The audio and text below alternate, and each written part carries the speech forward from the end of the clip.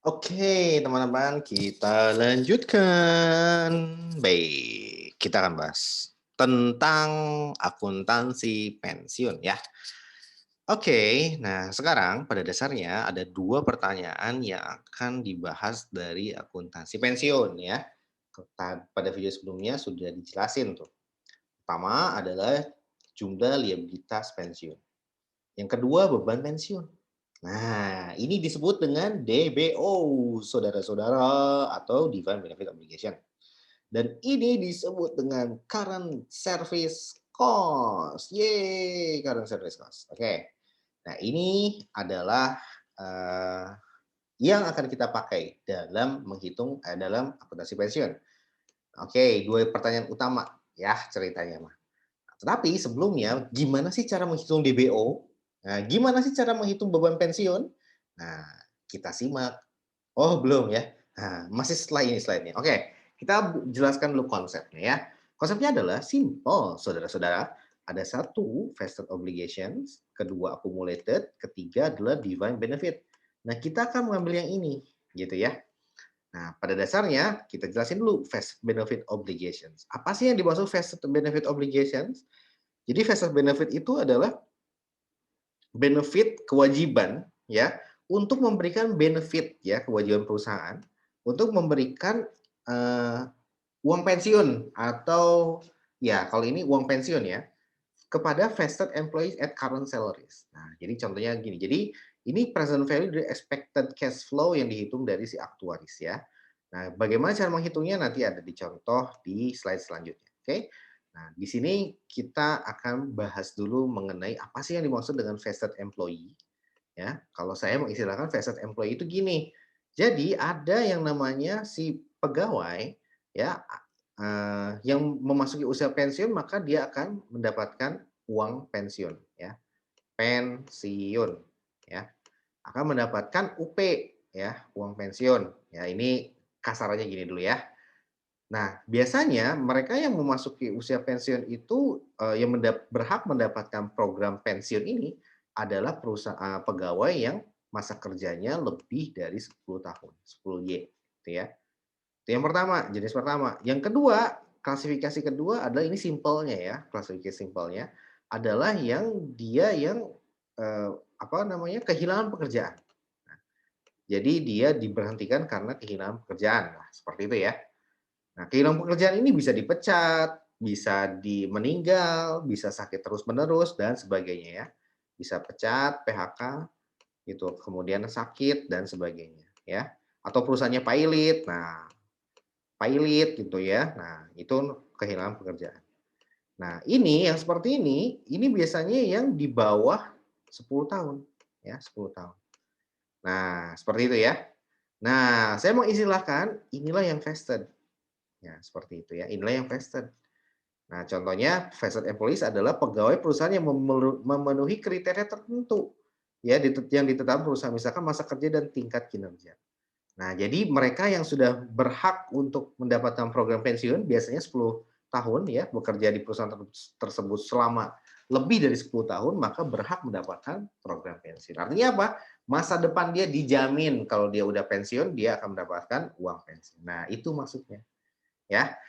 Nah, kalau kurang dari 10 tahun ya udah, kalau misalkan dia dipecat ya nanti cuma dikasih pesangonnya aja ya. Nah, jadi kalau ini kehilangan pekerjaan, imbalannya adalah pesangon, PSGM. Nah, saya mau istilahkan vested employees adalah yang atas ini, pensiun ya, yang di atas 10 tahun.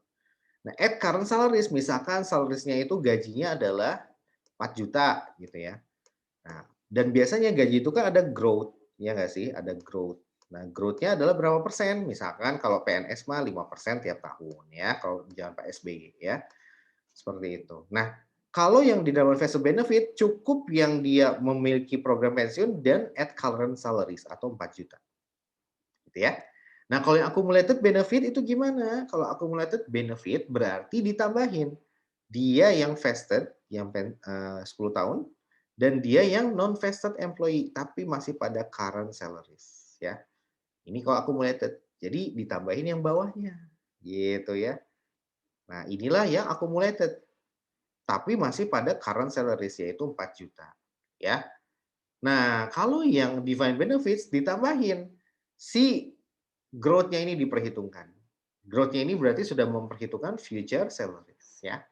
Jadi ditambahin ya, yang vested, non vested, yang vested-nya, di atas 10 tahun, yang non vested-nya kurang dari 10 tahun, pada current salaries ditambahin vested, non vested untuk future salaries ya. Seperti jadi totalnya kalau ini ya, seperti itu. Nah, itulah defined benefit. That's why ininya menjadi pilihan dari, ISB atau DSAK kita. Inilah yang mengkonstruksi PSAK 24, saudara-saudara sekalian. Oke, kita lanjutkan. Tarik, Mas. Ya, bercanda mulu. Baik, kita jelaskan yang ini. Nah, ini adalah kita telah lebih lanjut mengenai imbalan kinerja, saudara-saudara. Imbalan kinerja. Nah, ini ya, kalau dia berhenti bekerja, tadi ya mengacu ke Undang-Undang Nomor 13 2003, ini pensiun, karena pensiun, meninggal dunia, resign, diberhentikan karena, nah ini semua ya, ada 1 sampai 8.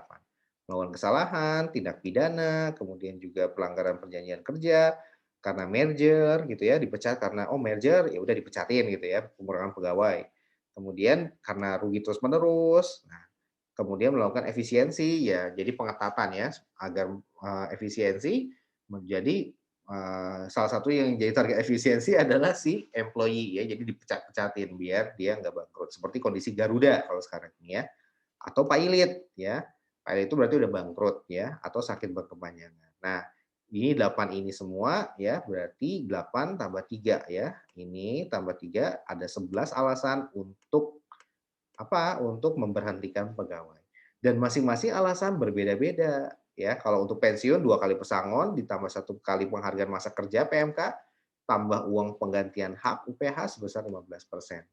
Nah, besarnya pesangon sendiri tergantung masa kerjanya. Kalau dia 20 tahun gitu ya, maka masa kerjanya ya pakai yang mana nih?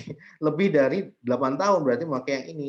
9 kali pesangon dikali upah, ya, kali upah, ya, atau kali take home pay, ya, gajinya misalnya ya, atau THP ya, bolehlah THP. Nah ya, kemudian ini nanti dikali 2 ya, dikali 2 yang ini. Ditambah 1 penghargaan masa kerja. Penghargaan masa kerja yang ini ya, lebih dari 20 tahun, berarti kita kena 10 kali upah ya. 10 dikali upah ya, ditambah penggantian hak 15% dikali upah ya.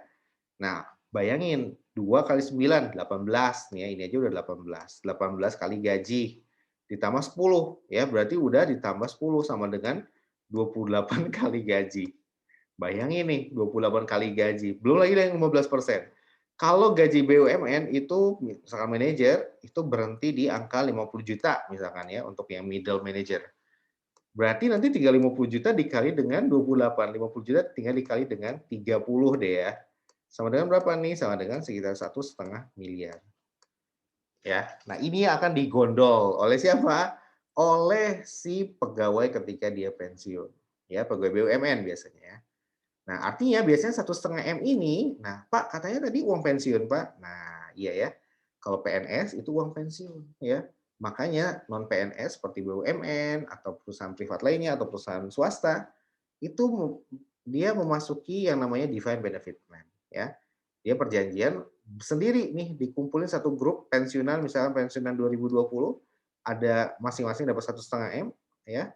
Ada sekitar 10 orang. Ya, nanti bareng-bareng 15 M ini nanti nyari si asuransi ya atau dana pensiun ya. Nanti biasanya ada BRI Life gitu, ada Prudensial, ada Asabri, ada Jiwasraya gitu ya.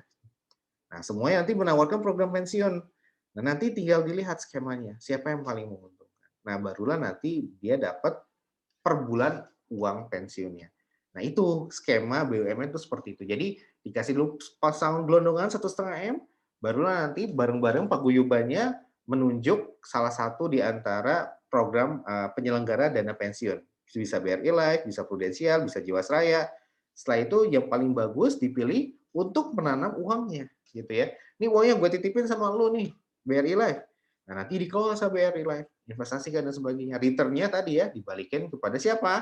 kepada si dalam bentuk apa? Dalam bentuk uang pensiun bulanan kepada si penerima pensiun tadi ya, paguyuban tadi. Nah itu ya, tinggal kalian buka lagi video sebelumnya bagaimana apa kerugian dari defined benefit plan ya. Nah, itu contohnya. Nah, Nah, ini semua diatur di Undang-Undang 13. Sayangnya dengan adanya Omnibus Law, ini semua dicabut, udah nggak berlaku lagi ya, dengan adanya Undang-Undang 11 tahun 2020. Pak Isi kok dijelasin? Ya nggak apa-apa dong, kan biar pengayaan aja ya. Skemanya udah berubah, nggak seperti ini. Ini mengikuti ke BPJS. Jadi kalau di Omnibus Law itu, ini Undang-Undang 11 2020, ini dicabut, udah nggak ada lagi. Ini udah nggak ada lagi. Artinya apa? Inilah yang menyebabkan buruh kemarin protes. Pak, ini dicabut. Iya, protes. Dia nggak dapat lagi pesangon dan sebagainya. Oh, nanti dulu. Kalau kacamata ya kacamata kuda, pasti protes. Tapi ini digabungkan ya dengan Undang-Undang BPJS. Ya. Nah, di BPJS nanti diatur lebih lanjut ya mengenai tadi jaminan pensiun dan jaminan kehilangan pekerjaan. Ya, jaminan pensiun yang ini JP, kalau di BPJS Naker ya. Yang ini semua itu adalah JKP ya. Jaminan kehilangan pekerjaan. Seperti itu ya. Nah, jadi sorry ya, yang ini salah. Yang JKP itu yang pensiun sama meninggal dunia ya. Mengundurkan diri sama yang lainnya ini maksudnya ke JKP. Ini di BPJS Naker ya. BPJS Naker. Nah, ini semua di cover. Nah, artinya apa? Meskipun dicabut, tetapi ada penggantinya, yaitu Undang-Undang BPJS. Gimana ngitungnya? Kurang lebih sama ngitungnya. Ya. Jadi dengan adanya Omnibus Law, pada dasarnya ini menyelaraskan ya undang-undang bahwa ini dipindahkan menjadi aturannya ke BPJS dan BPJS mengikat ke semua perusahaan wajib di Indonesia. Nah, berarti sebetulnya lebih menguntungkan ya BPJS adanya undang-undang BPJS ini ya bagi sepegawai. Nah, makanya jangan protes dulu ketika Omnibus Law ada ya. Lihat dulu substansinya, oh ternyata memang dicabut, tapi memang ada gantinya yaitu Undang-Undang BPJS ya. Kalau ini tidak dicabut, maka double tumpang tindih ya. Dan itu nggak bagus. Seperti itu. Nah, oleh karena itu, contoh ini pun menjadi tidak relevan. Kenapa, Pak? Karena ini berbasis Undang-Undang Nomor 13 Tahun 2003 ya. Pak, tapi dibahas dong. Ya udah deh, kalau di Undang-Undang Omnibus Law nggak seperti ini cara ngitungnya ya. Tapi konsepnya paling tidak kita bisa anggap sama lah kurang lebih ya konsepnya ya. Konsepnya sama karena di Omnibus Law ini udah dicabut, dia pindah ke BPJS ya, UU BPJS. Nah, cara ngitung orang BPJS kurang lebih sama dengan yang di Undang-Undang 13 ya. Oke, kita baca dulu. 1 Desember 2013 sebenarnya ini tugasnya aktuaris ya. Kita nggak bertugas ya. Tapi nggak ada salahnya kita coba pelajari ya, biar kita makin paham ya. Oke, nah sekarang saya akan jelaskan, misalkan gaji Tuan A sekian, 4 juta. Kemudian tanggal pelapornya 50 pada usia 50 tahun. Pensiun usia 55, mulai bekerja usia 22, growth gajinya adalah 8%, kemudian suku bunganya 10%. Nah, kita hitung berapa DBO-nya. DBO-nya nanti ini ya. Nah, hitung DBO-nya gimana? Nah, ini mengacu ke Undang-Undang 13. Nah, ini juga diacu oleh BPJS juga, kurang lebih sama ya cara ngitungnya. Nah, pada dasarnya kita gambar timeline dulu kalau kita mau paham ya. Timeline titik ke nolnya di mana? Dia usia 50 di sini. Ini adalah titik sekarang ya. Kemudian ada di usia 55, ini titik yang future-nya. Ada usia 22, ini titik yang pasnya ya atau yang udah berlalunya. Nah, kita lihat ya. Pertama, kita hitung berarti 6 juta ini gaji saat pensiun ya. Pesangonnya dapat 108. Penghargaan masa kerja PMK 60, UPH uang penggantian hak 25. Ini kita tambahkan hasilnya adalah 194. 194 ditaruh di mana, Pak? Ini future benefits. Berarti yang ada di usia ke-55, 194. Gitu ya. Nah, kemudian gimana? Kemudian kita menggunakan projected unit credit method ya. Maka kita akan menghitung satuan unit yang ini dan kita akan hitung current service cost yang ini ya. Nah, satuan unitnya gimana? Artinya 194 ini cukup dibagi menjadi berapa?